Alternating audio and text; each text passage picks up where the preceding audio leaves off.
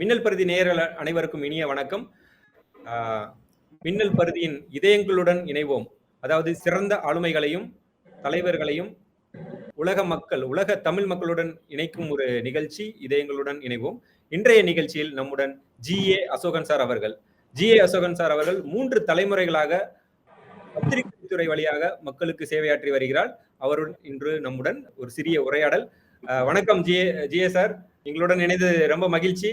உங்களை பத்தி ஒரு சில வார்த்தைகள் எங்களோட பகிர்ந்து கொள்ள முடியுமா? உங்களுடைய 3 தலைமுறை பத்திரிகை துறை, உங்களுடைய படைப்புகள், குடும்ப நாவல், கிரைம் நாவல், பாக்கெட் நாவல், அதை பத்திலாம் எங்களுக்கு கொஞ்சம் விளக்கமா சொன்னீங்கன்னா நல்லா இருக்கும். வணக்கம். அதாவது வாழ்க்கையில மாற்றம் ஒன்றேதான் மாறாததுன்னு சொல்லுவாங்க. நான் சின்ன வயசுல என்னுடைய ஆசையை ஒரு பேச்சாளர் ஆகணும்னு ஆசைப்பட்டேன். அதுக்கான வாய்ப்பு கிடைக்கல. சரி, அதுக்கப்புறம் ஒரு நடிகன் ஆகணும்னு ஆசைப்பட்டேன். அதுக்கு அழகும் வேணும், அதிர்ஷ்டம் வேணும், ரெண்டும் நமக்கு கிடையாது.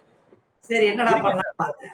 சரி அப்படிங்கிறப்ப எங்க அப்பாவுடைய அந்த குலத்தொழில் மாதிரியே அந்த பத்திரிகை துறைக்கு பத்திரிகையை ஆரம்பிச்சேன். பத்திரிகை ஆரம்பிச்சு அப்படியே வெற்றிகரமா போய்கிட்டே இருக்கிறப்ப என்னுடைய எழுத்துக்களை பார்த்து வாசகர்களும் நேசகர்களும் நண்பர்களும், நீங்க இவ்வளவு நல்லா எழுதுறீங்களே, ஏன் நீங்க யூடியூப்ல இதெல்லாம் நீங்க பேசுறீங்கன்னா இன்னும் எங்களுக்கு ரொம்ப அது ரசிக்கும்படியாகவும் பயனுள்ளதாகவும் இருக்குன்னாங்க. எனக்கு அதுல ஒரு ஆர்வமே இல்லாம இருந்துச்சு. அப்பதான் என்னுடைய உடன்பிறவா சகோதரர் கடற்கரை பாண்டி சதா அடிச்சுக்கிட்டே இருப்பாரு. அவர்கிட்ட பேசணும்னு பயந்ததுக்கு காரணமே, எப்ப சார் கபர் தருப்பார், எப்ப சார் கபர் தருப்பார். நானும் உதார விட்டு பார்த்தேன், முடியாம போச்சு. அப்புறம் நேத்து என்ன செஞ்சாரு, சார் நீங்க இது ஒத்துக்காட்டினா நான் இங்க போக மாட்டேன்னு சொல்லிட்டு ஆபீஸ்ல ஒரே உள்ளிருப்பு போராட்டம் பண்ணிட்டாரு. சரி, வேற வழி இல்லைன்ட்டு நான் உடனே ஒத்துக்கிட்டு, எப்பயுமே ஒண்ணு தெரிஞ்சா விபத்து தான். ஏதோ நான் நல்லா கேட்டேன். பாலச்சந்தருக்கு இடையில ரஜினிகாந்த் கிடைச்சாரா, ரஜினிகாந்துக்கு பாலச்சந்தர் கிடைச்சாரா அப்படின்னு பார்த்தா ரஜினிகாந்துக்கு பாலச்சந்தர் கிடைச்சாரு. அது மாதிரி இந்த ஒரு என்னுடைய அடுத்த படிக்கட்டுக்கு கடற்கரை பாண்டி கிடைச்சிருக்காரு.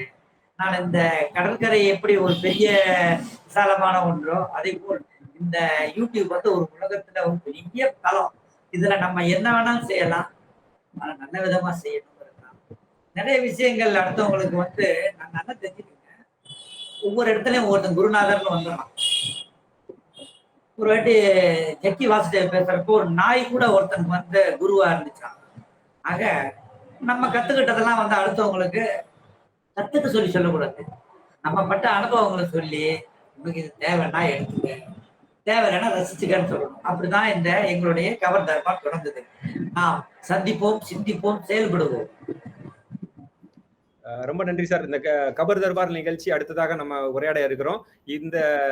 அந்த நிகழ்ச்சியை செய்திகளையும் செய்தி ஊடகங்களையும் விவாதிக்கும் நிகழ்ச்சி. கண்டிப்பா எம தர்மனாக அசோகன் சாரும் சித்திரகுப்தனாக என்னையும் பார்க்கலாம்.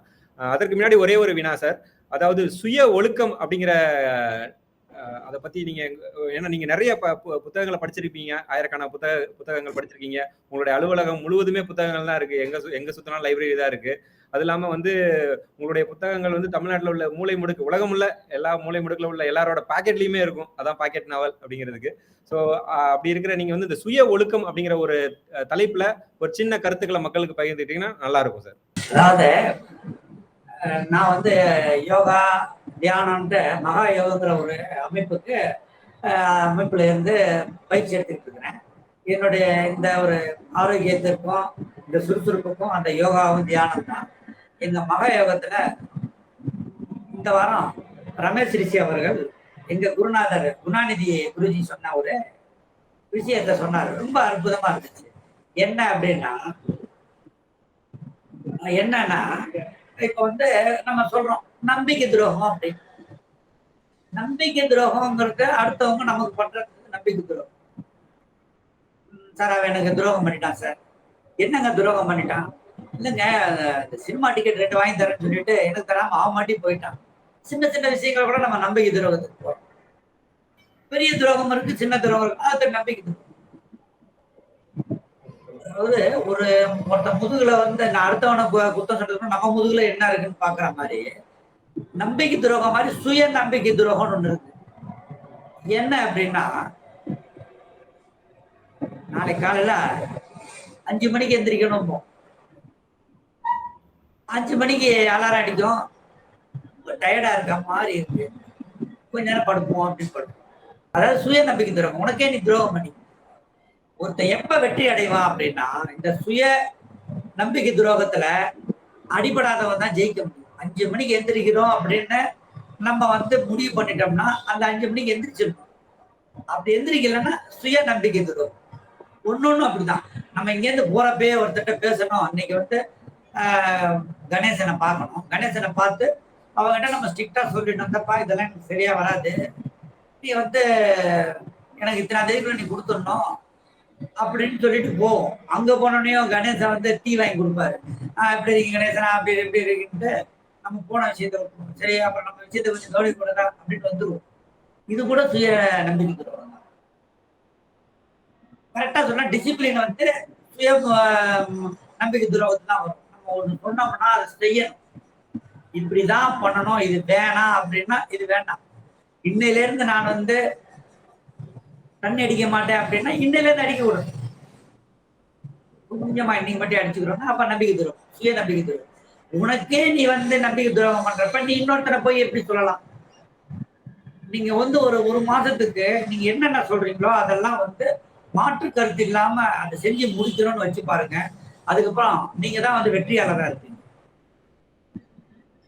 எவன் என்ன பண்ணாலும் இந்த சுய நம்பிக்கை துரோகத்துல நம்ம வந்துட்டோம்னா அது நமக்கு பெருசா தெரியாது. ஏன் அப்படின்னா அவளை நம்ம பெருசா எடுக்க மாட்டோம். நெக்ஸ்ட் நெக்ஸ்ட் ஒரு பொண்ணை காதலி, இதோ தவிர்க்க முடியாம அந்த பொண்ணு உங்களை வந்து வேணான்னு சொல்லுது அப்படின்னா உடனே நீங்க என்ன செய்யணும்? சுய நம்பிக்கைக்கு வந்துடணும். இனிமேல இந்த பொண்ணை நம்ம நினைக்க கூடாது, நம்ம வாழ்க்கையில நிறைய ஜெயிக்க வேண்டியதெல்லாம் இருக்குன்னு சொல்லிட்டு பாதையை மாத்திட்டு போயிட்டீங்கன்னா உங்க நம்பிக்கை வந்து துரோகம் நடக்கல அப்படின்னா நீ ஜெயிச்சிருக்க. அப்படி இருந்து கொஞ்ச நாள் கழிச்சு ஐயோ அந்த பொண்ணு கூட நம்ம அந்த சினிமாவுக்கு போனோமே, இந்த சினிமாவுக்கு போனோமே, அவளுக்கு சட்டை எடுத்து கொடுக்கணும் இப்படிலாம் நினைச்சீங்கன்னா அது சுய நம்பிக்கை துரோகம். ஆக நீங்க உங்களை செம்மைப்படுத்துவதற்கு சுய நம்பிக்கை துரோகம் செய்யாமல் இருந்தால் நீங்கள் வெற்றியாளர். நாளைக்கு வேற ஒண்ணு சொல்றேன். நன்றி.